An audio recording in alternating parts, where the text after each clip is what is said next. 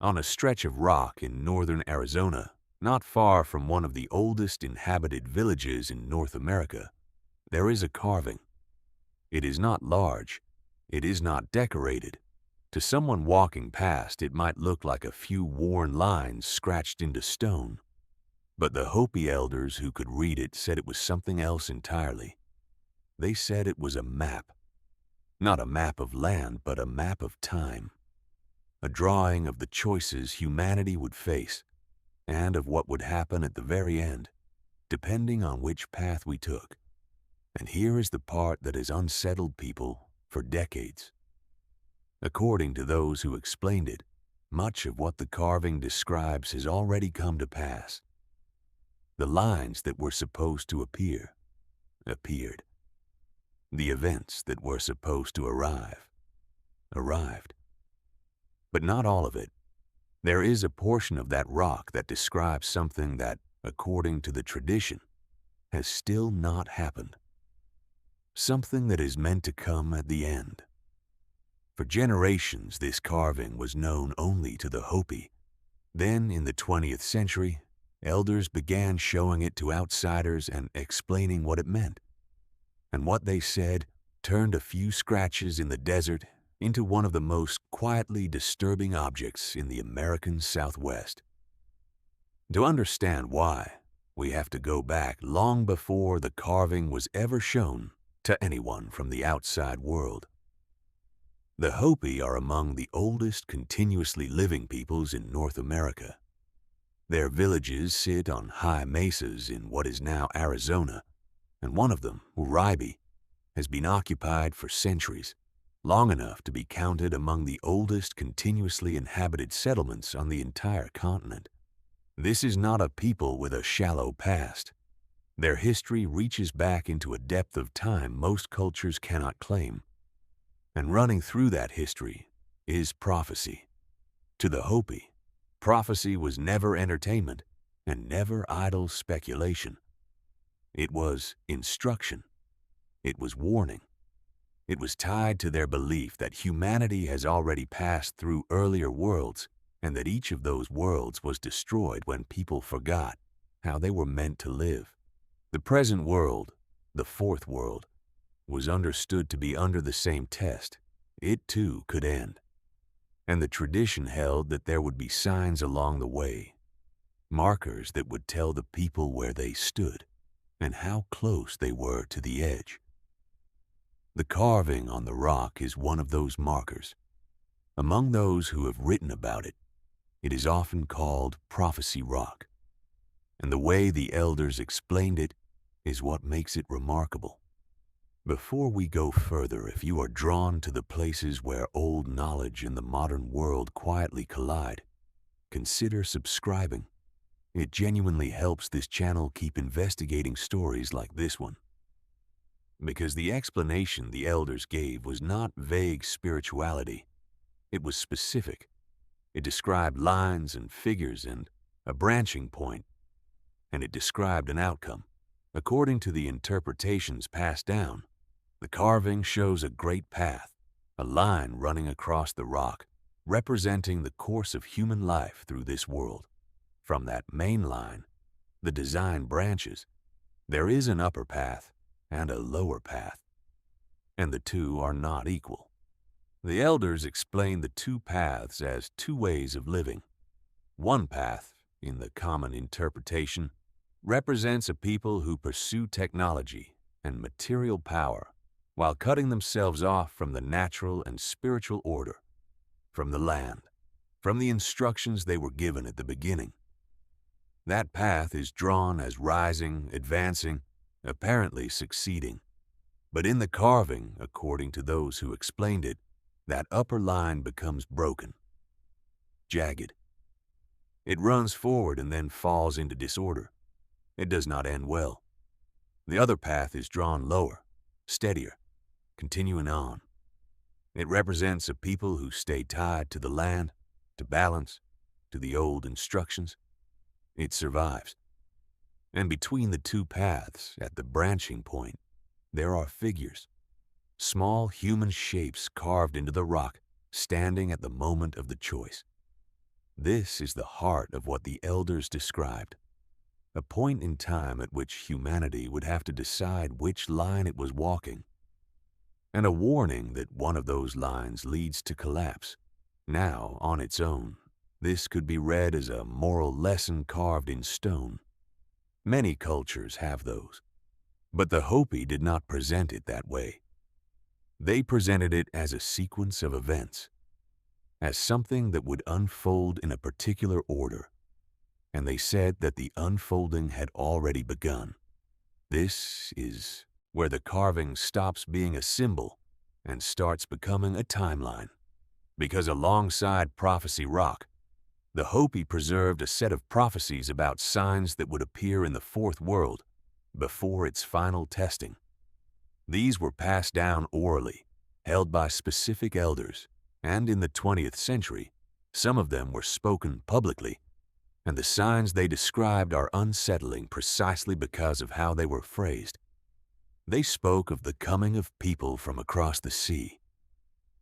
They spoke of strange new things moving across the land. They spoke of a time when the people would travel in the sky. They spoke of the land being crossed by lines and of the natural world being pushed toward exhaustion. To the elders explaining the tradition, these were not written after the fact. They were the markers that told them where on the great path humanity had arrived. And by the 20th century, they said, most of those markers had already been passed. That claim is, of course, exactly the kind of claim that demands skepticism, and it deserves it. Prophecies described in general terms can always be matched to events after they occur. A warning about people traveling in the sky can be attached to almost anything. Historians and anthropologists have long pointed out that prophetic traditions in every culture are vulnerable to being reinterpreted to fit whatever has just happened. That caution is fair, and it has to be kept in mind through everything that follows. But there is a reason this particular tradition has not been so easily dismissed, and it comes down to when and how it was recorded. Anthropologists and researchers began documenting Hopi prophetic tradition well before the events those prophecies are said to describe had fully unfolded. Hopi accounts of the world ages, of the signs, and of the final testing entered the written record through outside researchers who recorded them directly from the elders who held them. And crucially, these accounts were gathered from different clans in different villages, and they carried the same underlying structure: the great path, the branching, the signs, the warning about the end. When a tradition is that consistent across independent sources, and when it was written down before the events it seemed to anticipate, it becomes much harder to explain away as simple hindsight. It does not prove the prophecy is real, but it means the prophecy is old and stable, and was not invented to match the modern world after the fact. Then researchers noticed something else about the rock itself. The carving is not the only thing at that site, and it is not isolated from the tradition around it. It sits in a landscape the Hopi tie directly to their own history. Near villages they have occupied for centuries, within reach of the country their migration accounts describe. This is not a decorative panel in a random location. It is embedded in the physical and spiritual geography of a people who have lived there continuously for a very long time. The rock and the tradition explain each other. And that brings us to the part of the carving that has not been resolved. Because according to the elders who explained it, not all of the great path has been walked yet. The signs described as coming first, they said, had largely arrived, but the carving continues past that point. The two paths run on toward their separate ends, one into collapse, one into survival, and the figures stand at the branch, at the moment of choosing. That final stretch the tradition holds is still ahead. The choice, in the way the elders framed it, has not yet been fully made. That is what makes Prophecy Rock different from an ordinary artifact. Most ancient carvings describe a world that is finished, a past we look back on. This one, according to the people who preserved it, describes a story we are still inside of, a drawing with a portion that has not yet come true. And that raises the question the tradition leaves hanging in the air. If the earlier markers were recorded before they arrived, and arrived anyway, what do we make of the part of the rock that describes what comes at the very end? There is no way to answer that with certainty, and it would be dishonest to pretend otherwise.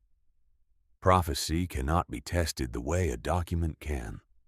The matching of old warnings to modern events will always be partly in the eye of the person doing the matching.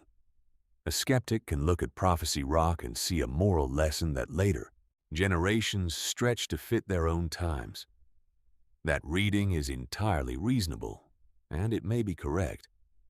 But there is another reading held by the people to whom the carving actually belongs, and it deserves to be stated plainly. To many Hopi, this was never a metaphor. It was a record of where the road leads, carved into stone so it could not be lost, kept for the moment when humanity would need to know which line it was walking. More than 100 years after outsiders first began recording Hopi prophecy, the tradition has never been fully explained, and it has never gone away. Anthropologists still study it as one of the most complete and best documented prophetic traditions on the continent.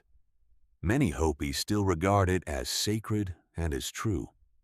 And in the year 2000, the Hopi Cultural Preservation Office made clear that certain sites and certain teachings are not meant to be turned into spectacle, but respected.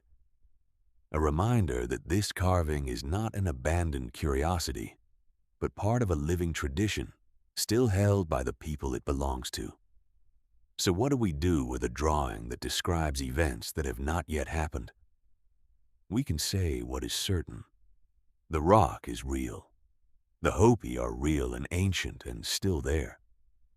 The tradition of the two paths, the great line, the branching and the final testing is real, recorded from multiple clans, and written down before much of what it describes had unfolded.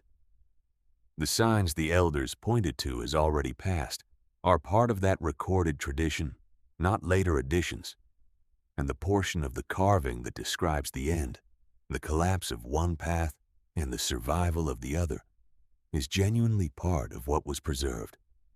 What we cannot say is what happens next. Whether the carving is a moral teaching that each generation reads into its own time. Whether it is a genuine memory of instruction, carried across centuries with astonishing care. Or whether it is exactly what the elders said it was, a map of a road we are still traveling, with the final turn still ahead of us. History rarely settles questions like this. Sometimes it hands us a stone with lines carved into it, and a people who say those lines describe the future, and a record showing that some of what they described came true. And then it leaves us standing where the figures stand on the rock, at the branch, looking at two paths, without telling us which one we are on.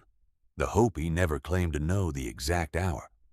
What they claimed to hold was the map, a map of the worlds that ended before, a map of the signs that would mark this one, and a drawing, cut into desert stone, of a choice that, according to them, has still not been made, whether that is prophecy, memory, or the wisdom of a people who understood their world better than we assume, is something each generation will have to decide for itself. What cannot be argued is that the carving is still there, that the tradition around it has survived longer than the country that surrounds it, and that a part of what those elders drew has, by their own account, not yet come to pass. Thank you for watching. If you are drawn to the places where ancient knowledge and the modern world quietly meet, consider subscribing. It is what allows this channel to keep investigating stories like this one. And before you go, I would like to hear from you. Do you think Prophecy Rock is a moral teaching that later generations read their own history into? Or could it be a genuine record of something the Hopi elders understood long before the rest of us?